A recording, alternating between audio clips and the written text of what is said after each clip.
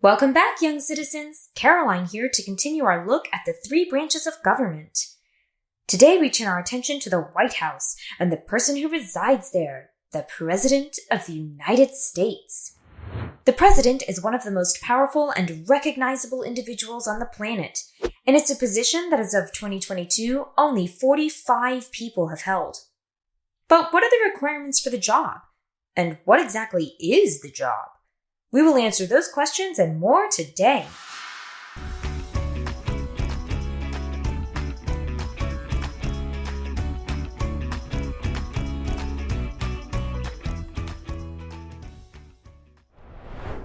Our objectives today are to describe the terms of office for the President of the United States, list and describe the requirements of the job, and explain the powers and duties of the executive branch of government. If you haven't already, please print out the guided notes now.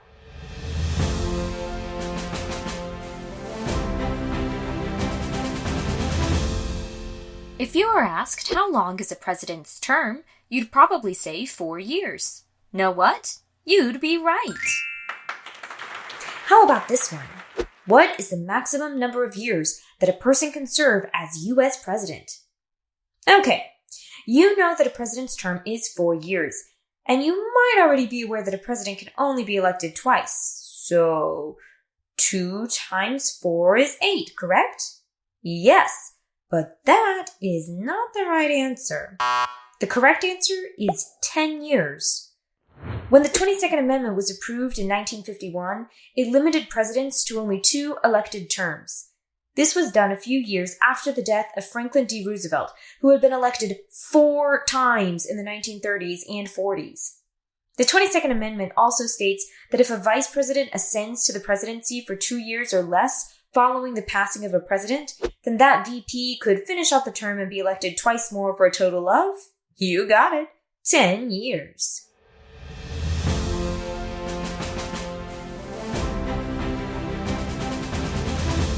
Like the Senate and the House of Representatives, there are a few actual requirements for the job of president as mandated in the U.S. Constitution. The first is pretty straightforward. To be president, you must be at least 35 years old. The average age of the 45 U.S. presidents has been 55, and none has ever served while in his 30s, though some were close. Theodore Roosevelt was 42 when he succeeded William McKinley, who was assassinated in 1901. The youngest person elected president was John F. Kennedy, who took office at the age of 43.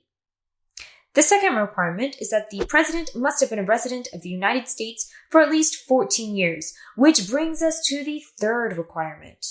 To be elected president, you must be a natural-born U.S. citizen. That means a president must either be born on U.S. soil or be born to at least one parent who is a U.S. citizen.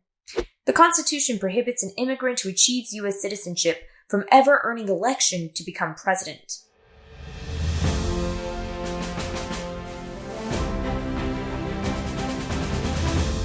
So, what exactly are the powers and responsibilities of the President of the United States? The list from the Constitution is lengthy. First and foremost, the President carries out and enforces laws, those both passed by Congress and set forth in constitutional amendments. The President can suggest laws, veto bills from becoming laws, and approve laws passed by the legislative branch, but administering and enforcing laws passed by Congress is the primary duty of the job. The leader of the executive branch is also the commander-in-chief of the U.S. military, the most powerful in the world. The president serves as chief of state and conducts foreign policy with other nations. That is why you often see the U.S. president meet with leaders around the world, both abroad and in Washington, D.C. Similarly, the president negotiates treaties with other countries. This is especially important in the modern world, where global problems are leading to a lot more international cooperation on issues such as climate change. Other presidential duties include appointing judges, ambassadors, and positions in his cabinet. The cabinet is a group of department leaders who serve as advisors to the president. More on that soon. The president also delivers a State of the Union address each year. Given to a joint session of Congress, meaning both houses are in attendance, the president speaks about the nation's budget, achievements, and agenda for the upcoming year, as well as legislative proposals. One final role of the executive branch leader is that of chief citizen. While not a duty set forth in the Constitution, the president often serves as somewhat of a public relations booster for the nation. This job becomes especially important during difficult financial times, as people often associate the economy with the president.